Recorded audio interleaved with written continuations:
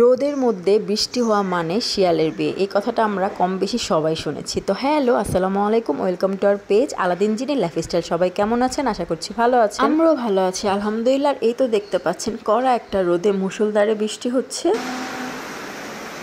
তো আজকে তেমন একটা রান্নাবান্না নেই, ভাবলাম যে একটা কিছু করা যাক। তো আগের বছরে আমি এই শীতের কাপড়টা নিয়েছিলাম 16ই ডিসেম্বরের একটা মেলা থেকে। আর এটার যদি দাম বলি আপনারা অবাক হয়ে যাবেন। দাম বলার আগে আপনাদের সাথে একটা কথা শেয়ার করি, সেটা হচ্ছে আমি 11 বছর ধরে কোনো শীতের কাপড় নেইনি। আবার ভাববেন না অন্য কেউ হয়তো দিয়েছে এই জন্য শীতের কাপড় নেয়নি, না, অন্য কেউও দেয়নি, আমিও শীতের কাপড় কিনিনি। কিন্তু এত বছর পরে সেদিন 16ই ডিসেম্বরের মেলাতে এই সোয়েটারটা আমার পছন্দ হয়ে গিয়েছিল, একদম কুশি কাটা ভাইবাস ছিল।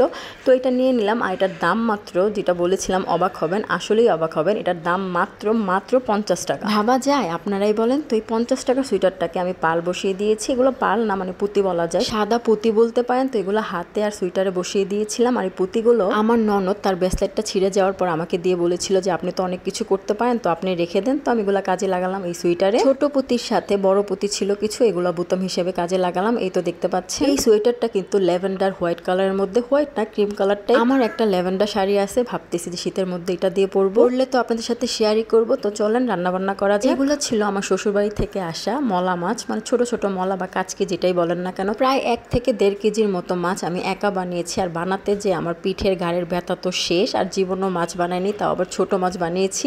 মানে কি বলবো, এই তো দেখতে পাচ্ছেন এগুলো শুধু পেট পরিষ্কার করেছি আর কিছু না। এগুলোর মধ্যে কিছু বড় বড় ছিল যেগুলো খাওয়া হয়ে গিয়েছে, আপনাদের সাথে শেয়ার করা হয়নি। তো আজকে অল্প কিছু ছোট ছোট ছিল। এগুলো আলু, টমেটো, পেঁয়াজ, আদা রসুন বাটা, হলুদ মরিচ, ধনের গুঁড়ো, জিরার গুঁড়ো, কাঁচামরিচ দিয়ে ভালো করে মেখে পরিমাণ মতো পানি দিয়ে বসিয়ে দিব রাইস কুকারে। আর তেলটা আমি অল্পই দিয়েছি। হঠাৎ করে 12টা সাড়ে 12টার দিকে ভালো মানুষ কুমড়োর ফুল নিয়ে আসলো। আমি আবার এগুলাকে সুন্দর করে কেটে কুটে বেছে নিয়েছি ডাটাগুলাকে, তারপর ভালো করে পরিষ্কার করছি পানি দিয়ে। এই কুমড়োর ফুল আপনারা কে কিভাবে খান? আমি তো বাসায় তেমন একটা খেতে দেখিনি, মানে আমার আম্মু আব্বুর বাসায়, কিন্তু শ্বশুর বাড়িতে এটার ভাজি অনেক খায়, সাথে একটা তরকারিও খায়, সেটা মাছের না শুটকির খেয়াল নেই। যাই হোক, আমার মেজু খালামনির বাসায় দেখেছিলাম এটা ডিম দিয়ে ভাজি করতে। ওই যে আমরা সিসিঙ্গা ডিম দিয়ে একসাথে ভাজি করি না, ওইটা না, ওইটা হচ্ছে আপনার ওই যে ডিমটা ফেটিয়ে নিয়ে ডিমের মধ্যে দিয়ে চাল ডালের একটা মিশ্রণ তৈরি করে, পেস্ট তৈরি করে ওইটার মধ্যে ভরিয়ে, মানে বেগুনির মতো ভাজি, ওইটা খেয়েছিলাম অনেক আগের কথা। ওইদিকে ছোট মাছের চচ্চড়িটা হয়ে যাওয়ার পর শাকটা আমি লবণ দিয়ে কাঁচামরিচ দিয়ে বসিয়ে দিয়েছি ভাপে।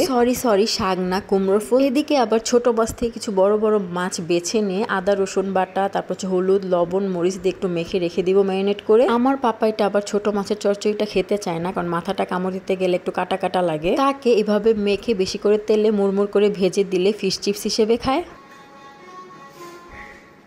আয়াত আসো, পরে না, এখন আসো।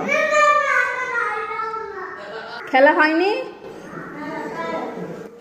এখনো? খেলে নিচে অনেকক্ষণ ধরে রাহিলের সাথে পাপাইটা খেলছিল, তো আমি ডাকতে গেলাম। রাহিলের দাদু বলছে আরো খেলুক না। কুমড়োর ফুলটা ভাপ হয়ে যাওয়ার পর ভালো করে পানিটা ঝরিয়ে নিয়েছি। তারপর তেল পেঁয়াজ রসুন ভালো করে ভাজা ভাজা করে নিচ্ছি। তারপর আমি কিছু শুকনো মরিচ টেলে নেব, কারণ শাক বা এরকম ভাজিতে আমার শুকনো মরিচ লাগবে। আমি ঝাল অনেক পছন্দ করি, তো আমার লাগবে। কিন্তু ভালো মানুষের কিন্তু শাকে ভাজিতে এরকম শুকনো মরিচ লাগে। যাই হোক, শুকনো মরিচটা টেলে নেওয়ার পর পাপাইটার জন্য মাছ ভেজে নিচ্ছি। চলেন এক ঝলকে দেখে নিই আমাদের দুপুরের মেনু। কুমড়ো ফুল ভাজি, সাথে ছিল ছোট মাছের চচ্চড়ি টমেটো আর আলু দিয়ে, সাথে ছিল পাপাটার জন্য ফিশ চিপস, মানে মাছ ভাজা। আর এই মাছ ভাজাটা আমার শ্বশুর বাড়িতে সবাই অনেক সুন্দর করে, বিশেষ করে আমার শাশুড়ি। যদিও আমি এদের মতো প্রপারভাবে ওই মাছটা ভাজা করতে পারি না, একদম গ্রিল টাইপের কালো কালো হয়। আর ওইদিকে রাইস কুকারে ভাত হচ্ছে, অলরেডি ভাত বলক চলে আসছে। এই ছিল আজকে কি করলাম আর দুপুরের মেনু। আর হ্যাঁ, ফিশ চিপসটা কিন্তু আমি নাম দেইনি, পাপাইটা দিয়েছে।